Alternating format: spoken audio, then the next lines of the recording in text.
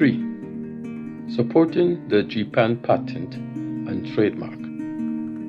The steel pan patent. Here is a twister for you. When you thought that all my efforts were in agriculture and small farms, I should turn up in the steel pan business.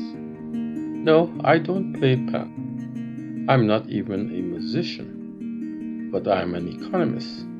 And good economists should know how to argue the price of everything. There was an earlier U.S. steel pan patent that rocked Trinidad and Tobago.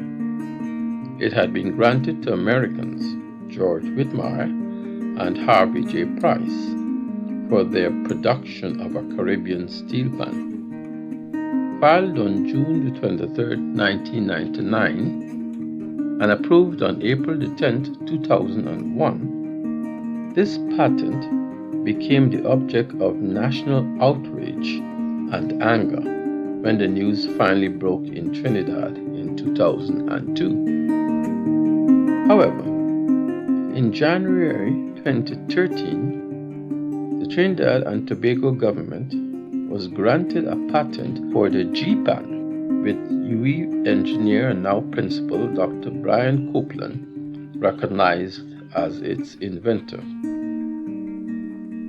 The application described the G-pan as an innovation on the traditional acoustic pan, with improvements in several areas, including an extension of note range across the assemblage of G-pans and a substantial reduction in the number of steel pans required to effectively cover the steel pan musical range.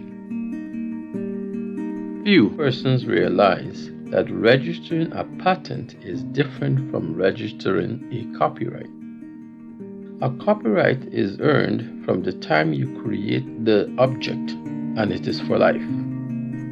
Patents are registered intellectual property that gives the owner the legal right to exclude others from making money off of his invention. However, there is a catch. Such exclusion has to be maintained in a very complicated process.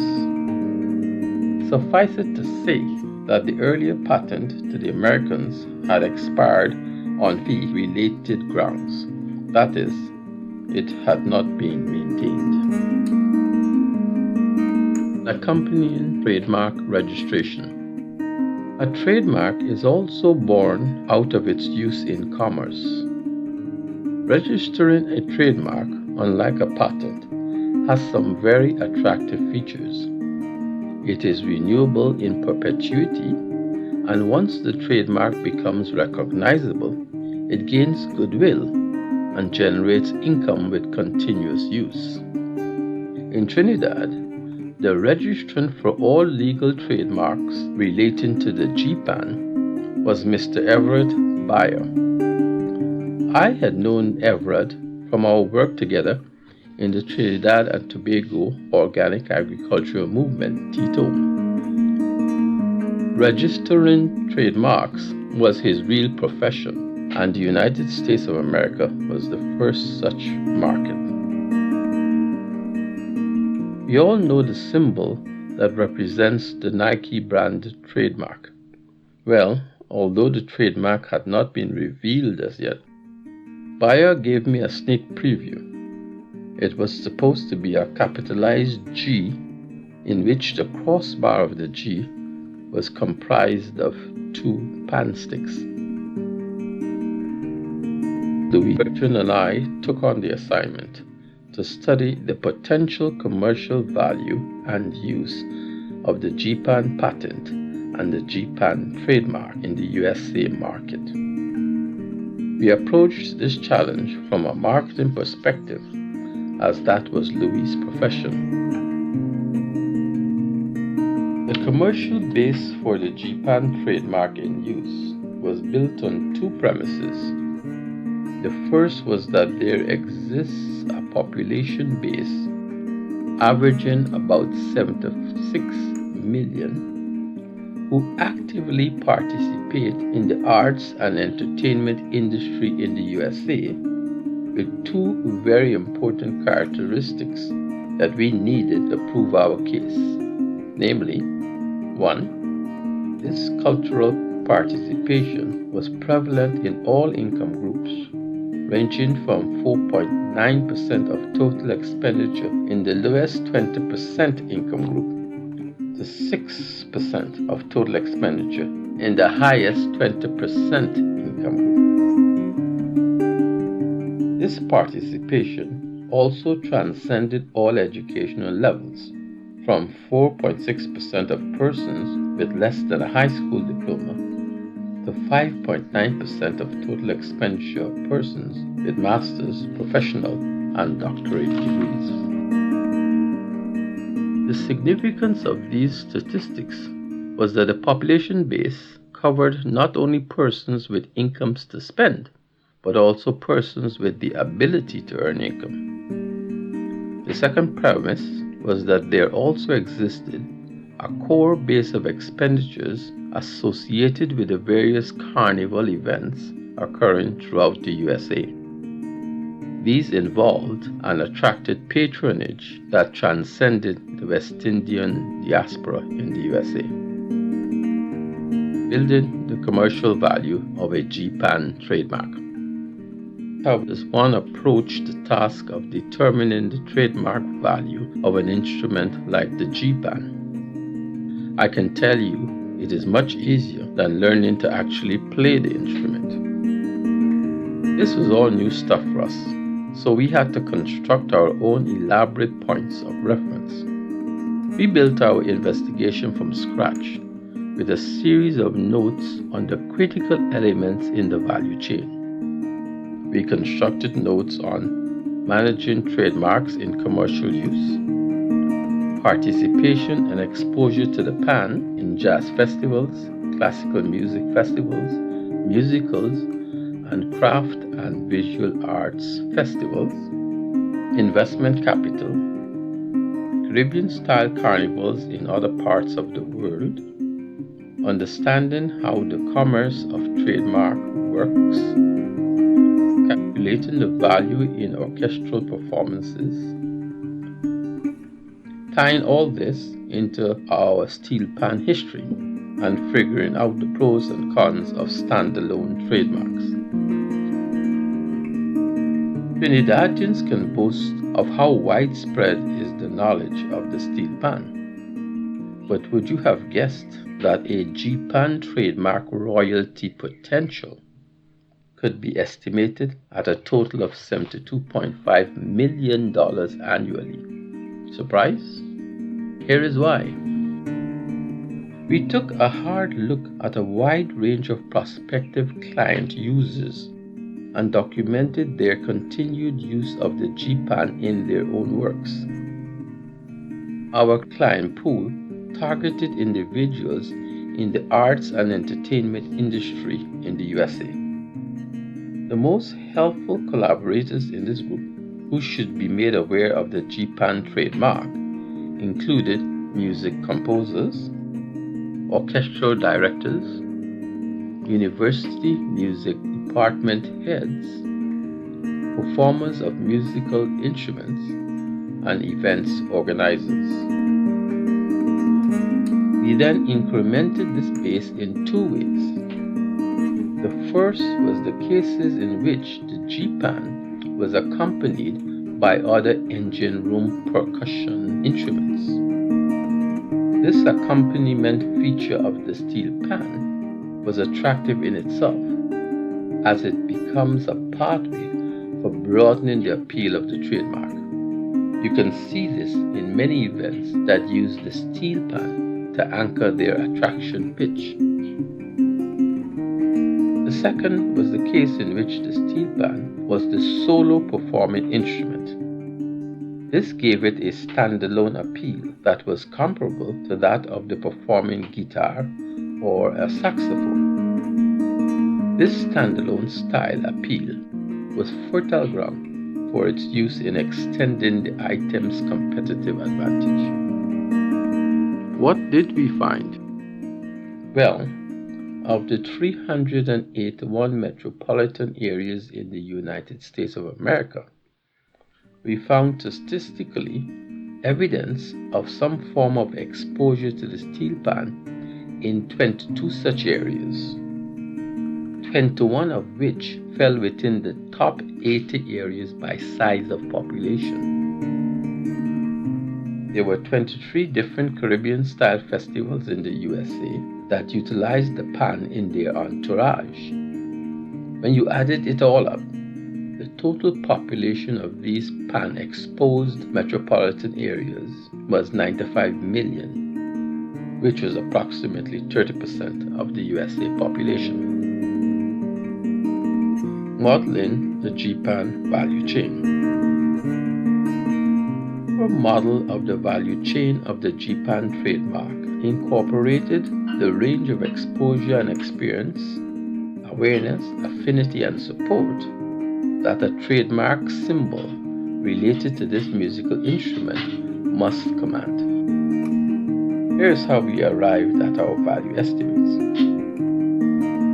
The GPAN trademark value chain can be separated into 4 different stages of development, with varying degrees of value attributes being added.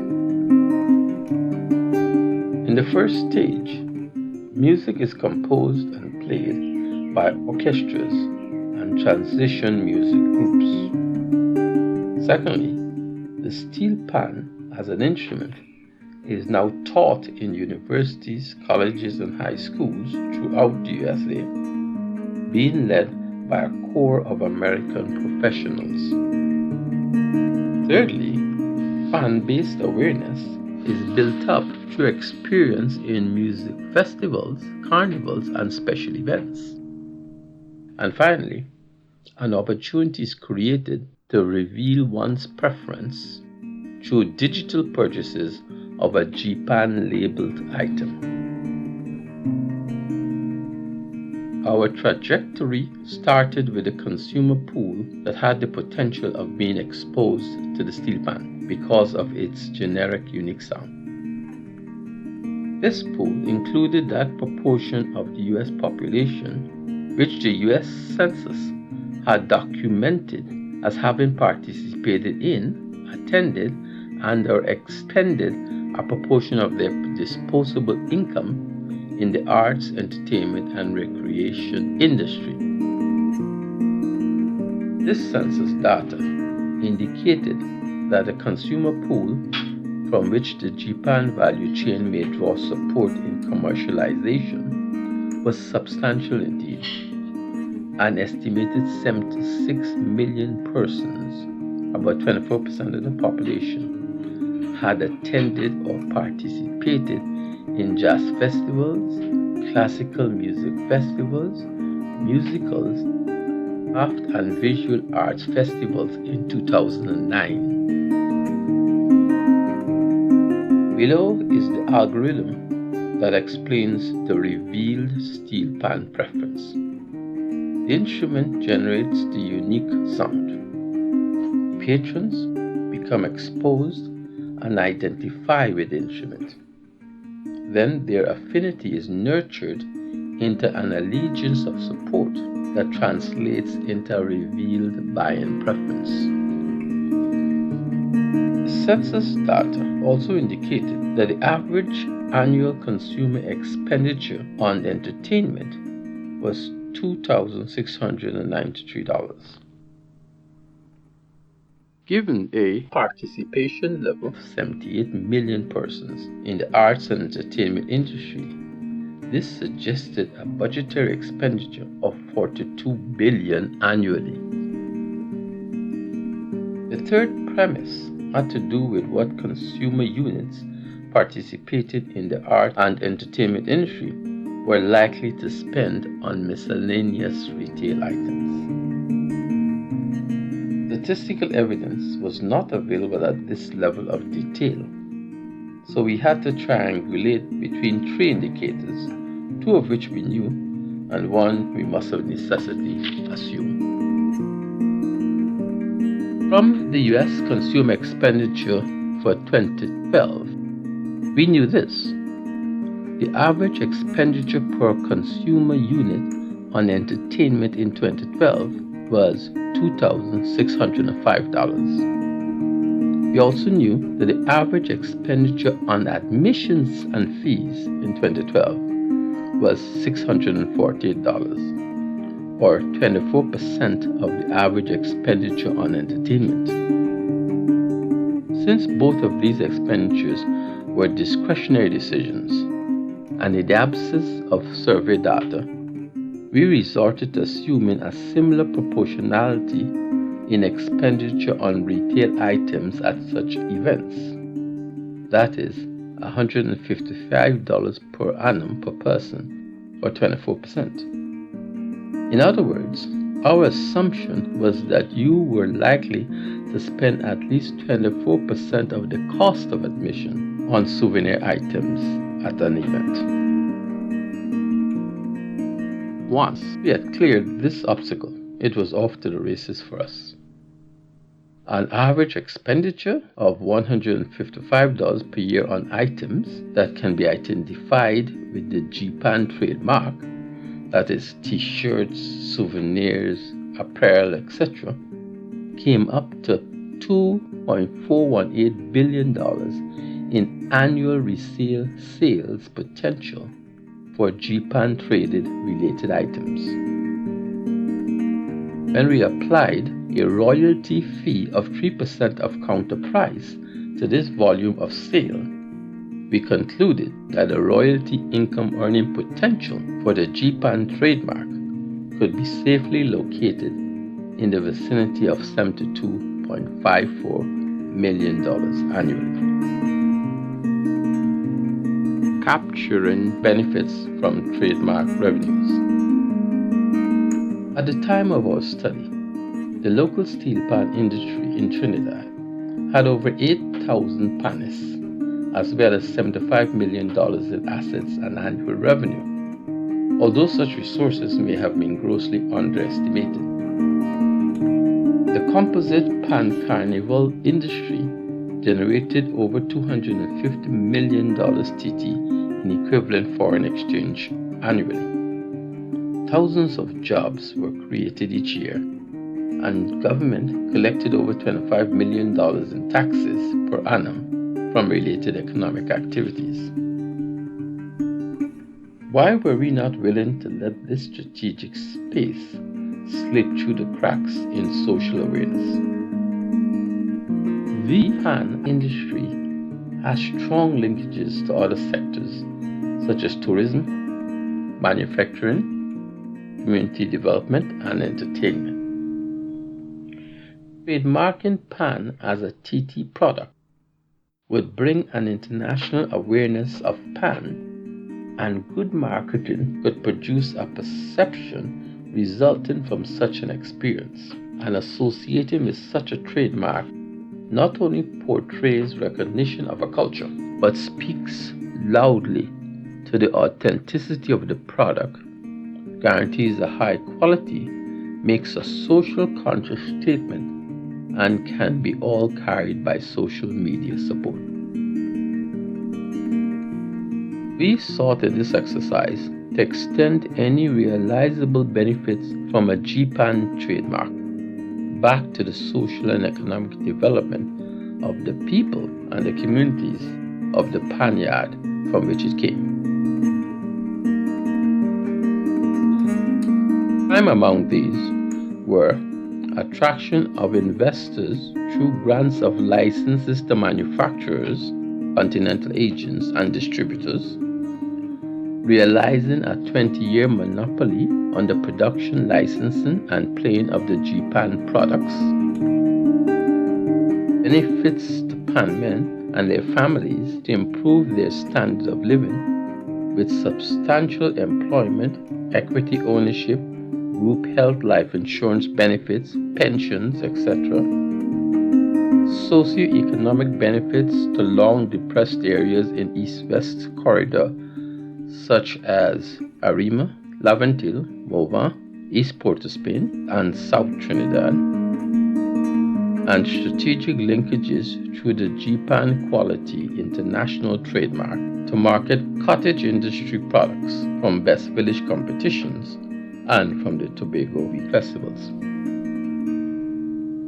For those of you who would have only heard of the G-Pan, let me update you on the family of the G-Pan.